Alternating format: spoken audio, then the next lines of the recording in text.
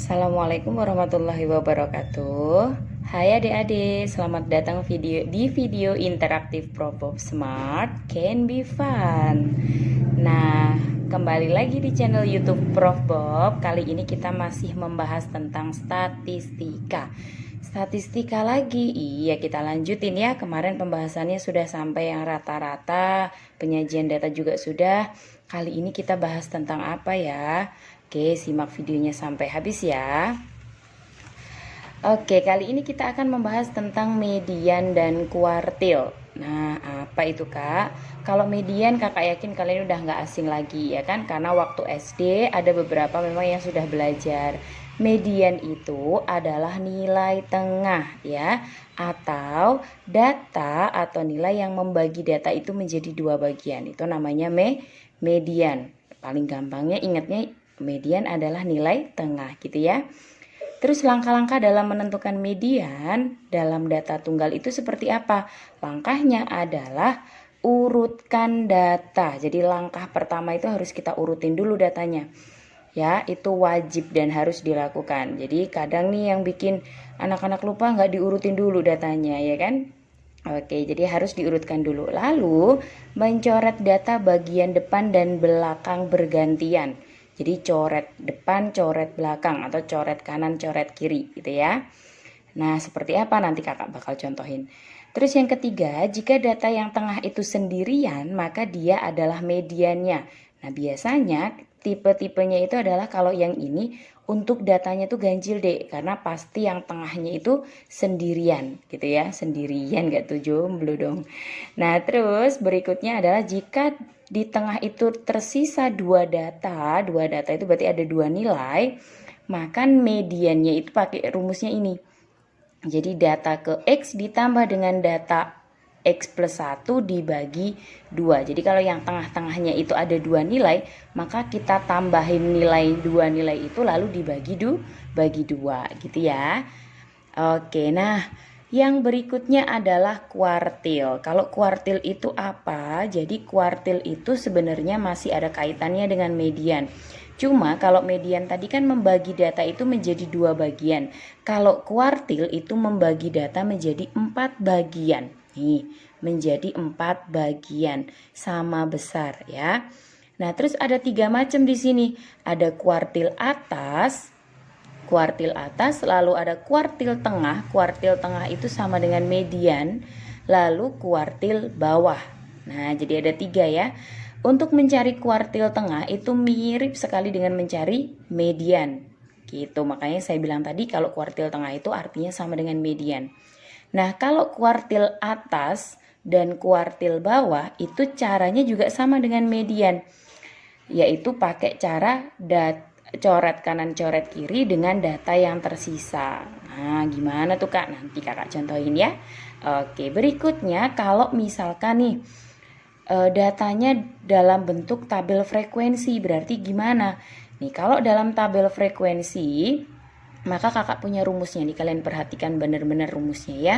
Jadi di situ ada data genap, ada data ganjil. Jadi rumusnya dibagi menjadi 2.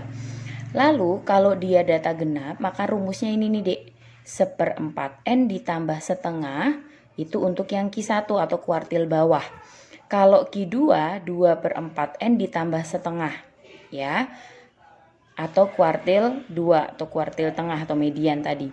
Terus kalau yang Q3 itu membagi ini 3/4 rumusnya N ditambah setengah, yaitu kuartil 3 atau kuartil atas. Itu kalau untuk yang data genap. Kalau yang data ganjil gimana Kak? Nih rumusnya. 1/4 dikali N plus 1. Kalau Q2 2/4 N plus 1. Kalau ketiga 3/4 kali N plus 1 gitu ya. Jadi yang membedakan itu hanya yang atasnya ini nih Dek. Kalau Q1 berarti 1, kalau Q2 berarti 2, kalau Q3 berarti 3. Sama data genap tadi juga gitu. Kalau Q1 1, kalau Q2 2, kalau Q3-nya 3. Gitu. Tapi inget nih Kakak, tulis di bawahnya pakai pagar lah gitu. Rumus di atas hanya untuk mencari posisi kuartil ada di data keberapa.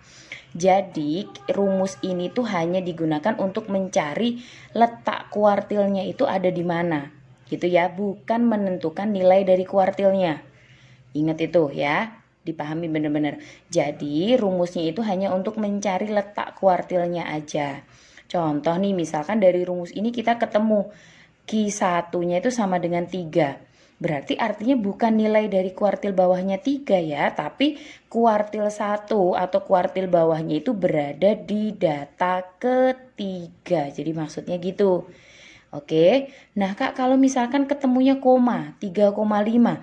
Oh, berarti kalau 3,5 maka artinya adalah dia di data ketiga ditambah data keempat dibagi 2. Jadi artinya tuh pasti dia ada dua nilai gitu kan, kayak yang tadi kalau di tengahnya ada dua nilai kan harus kita tambah dibagi 2. Sama dengan ini, berarti kalau misalkan kita masukin ternyata rumusnya kok koma dia, maka di sini artinya kalau 3,5 itu berarti data ketiga ditambah data keempat dibagi 2 gitu ya.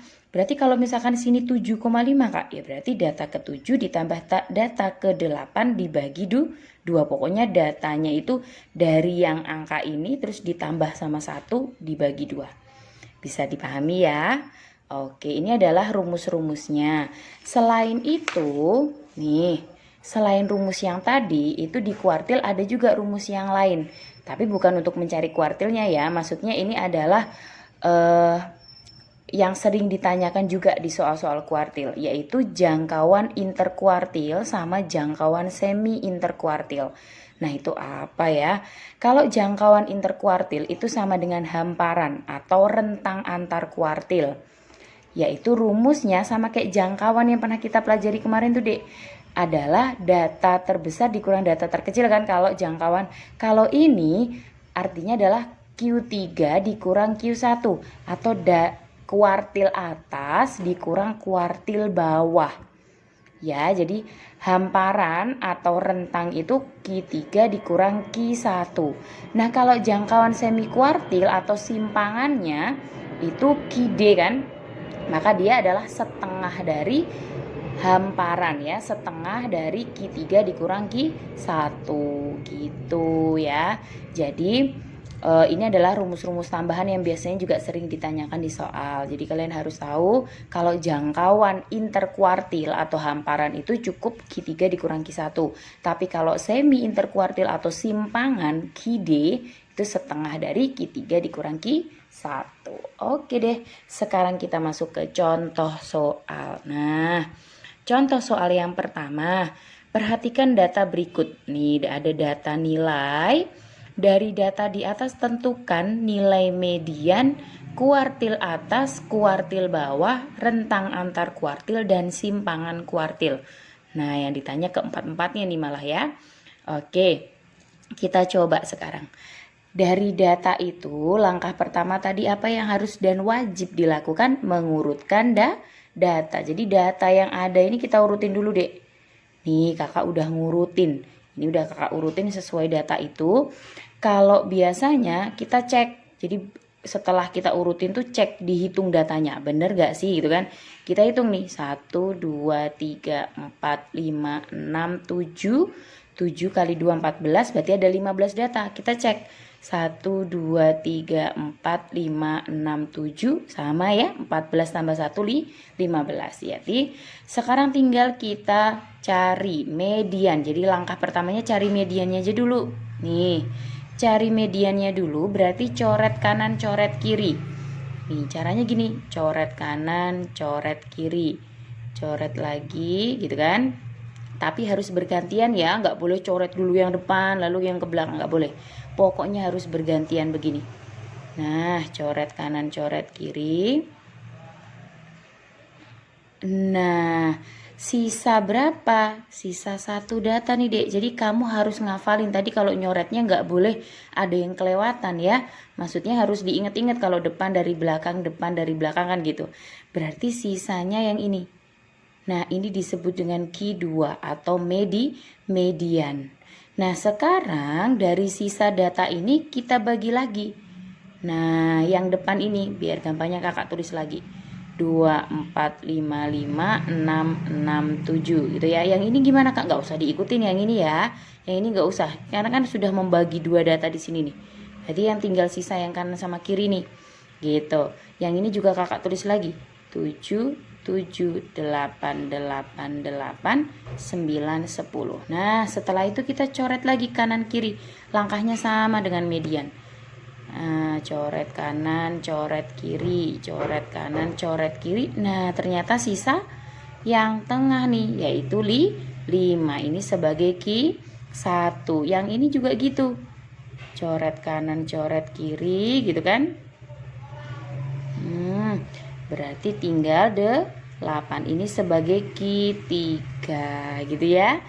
Nah, udah setelah itu cari hamparannya atau jangkauan interkuartilnya tadi, yaitu Ki 3 dikurang Ki 1. Ki 3 nya 8, Ki 1 nya adalah 5, berarti 3.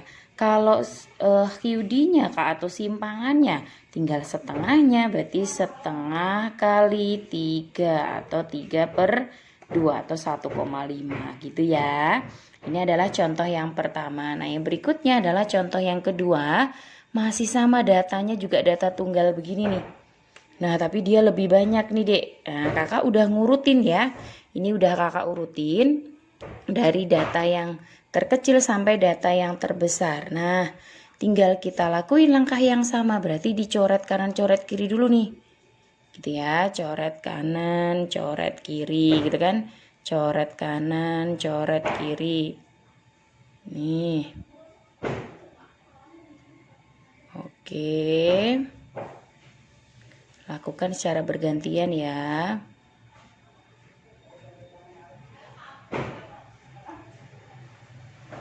Nah, ternyata ada sisa 2 data nih Kak.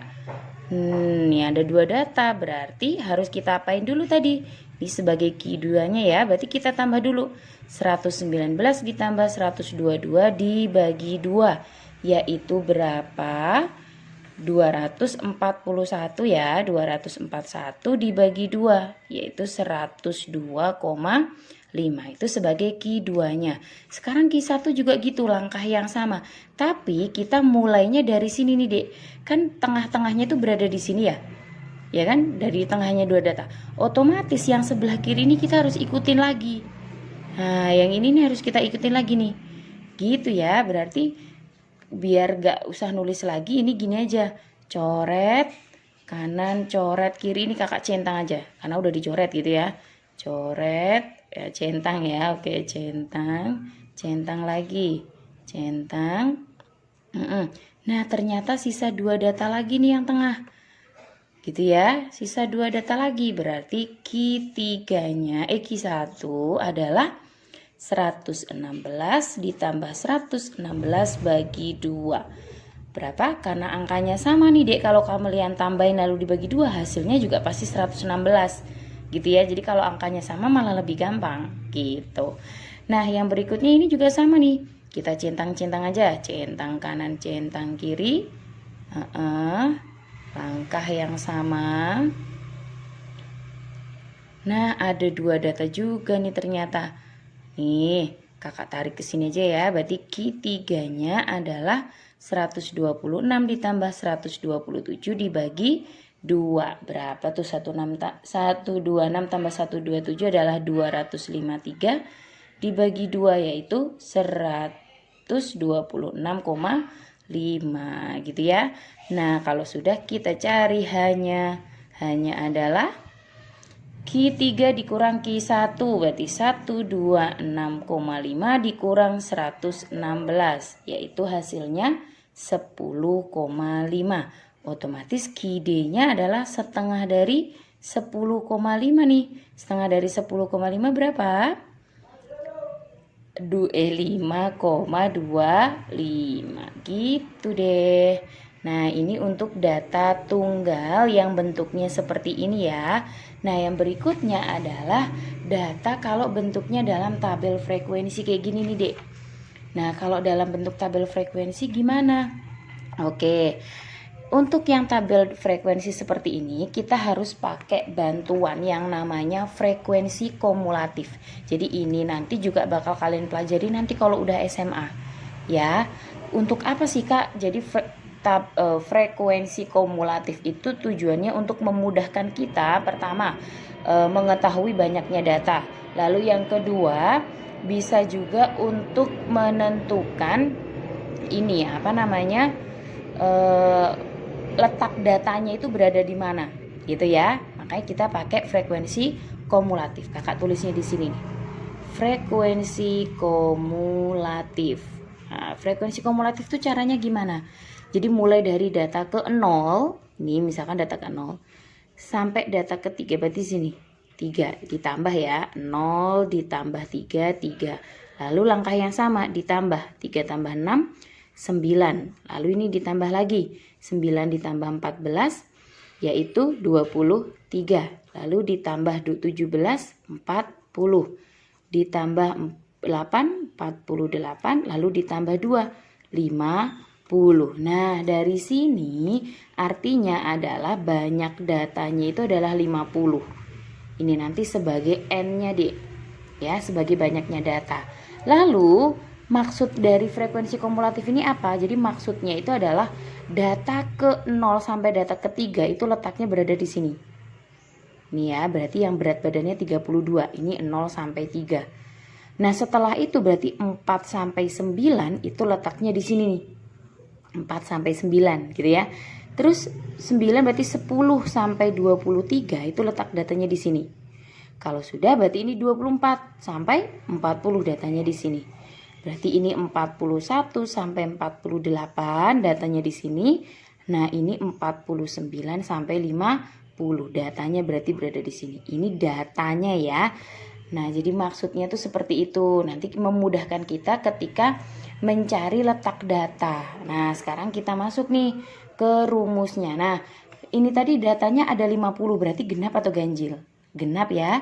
Berarti kalau dia data genap, otomatis dia pakainya rumus yang genap.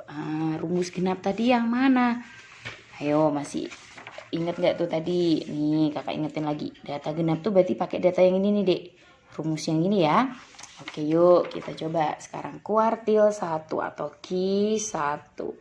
Berarti 1/4 kali N ditambah setengah.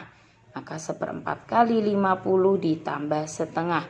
50 bagi 4, 12,5 ditambah setengah itu 0,5. Berarti 13. Jadi 13 itu maksudnya bukan nilai kuartilnya ya. Kakak bilang tadi 13 itu sebagai data ke-13. Artinya di sini Q1-nya itu berada di data ke-13. Nah, data 13 itu letaknya di mana, Dek?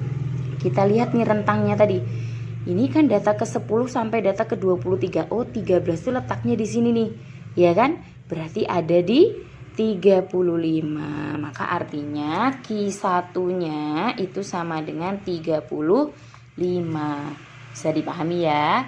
Jadi 13 itu bukan nilai dari Q1-nya, tapi dia itu sebagai data ke atau letaknya gitu. Nah, sekarang Q2. Q2-nya rumusnya cuma beda angka yang atas ya. Berarti 2/4 dikali 50 ditambah setengah. Berarti 2 kali 50 100 dibagi 4 ditambah setengah. 100 bagi 4 berapa sih? 25 Kak, ditambah 0,5. Berarti 25,5. Nah, ini koma nih. Berarti artinya kuartil 2-nya itu ada 2 nilai ya kan? Datanya ke 25 dan data ke 26. Kita cari sekarang data 25 dan data ke 26 itu letaknya di mana? Data ke 25 dan data ke 26 berarti di sini nih. Ya kan? Yang ke 27 ke 37 nih. Oke, berarti kita masukin deh Q2-nya sama dengan 37 ditambah 37 dibagi 2. Gitu ya. Yaitu karena nilainya sama berarti ya 37 gitu. Sekarang Q3. Nah, Q3 itu berarti 3/4 dikali dengan N atau 50 ditambah setengah. 150 ditambah 4 itu berapa sih? 150 ditambah 4 adalah 150 dibagi 4 37,5 ditambah 0,5 berarti 38. Oh, ternyata Q3-nya itu di data ke 38. Kita cari Data 38 itu letaknya di mana? Oh, di sini juga Kak, masih di 37. Oke, berarti Q3-nya adalah 37. Jadi Q3-nya 37 ya, bukan 38. 38 tadi adalah datanya atau data ke-38. Gitu nih, Kakak kotak-kotakin biar nggak bingung angkanya. Ini Q3, yang ini Q2, yang ini Q1. Nah, sekarang tinggal kita cari hanya deh. Hanya adalah Q3 dikurang Q1. Tadi Q3-nya adalah 37, dikurang Q1-nya adalah 35. Maka jawabannya 2. Nah, sekarang kalau QD atau simpangannya berarti setengah dari 2, yaitu 1 deh. Gitu. Nah, itu adalah beberapa contoh-contoh untuk yang kuartil, median, dan juga rentang atau simpangan gitu ya. Dipahami benar-benar. Nah, di sini Kakak punya latihan soalnya nih. Nah, ada beberapa latihan soal yang bisa kalian coba nih ya. Oke, mudah-mudahan videonya bermanfaat dan kalian juga makin paham ya. Kalau ada yang ditanyakan boleh dimasukin ke kolom komentar. Terima kasih. Wassalamualaikum warahmatullahi wabarakatuh.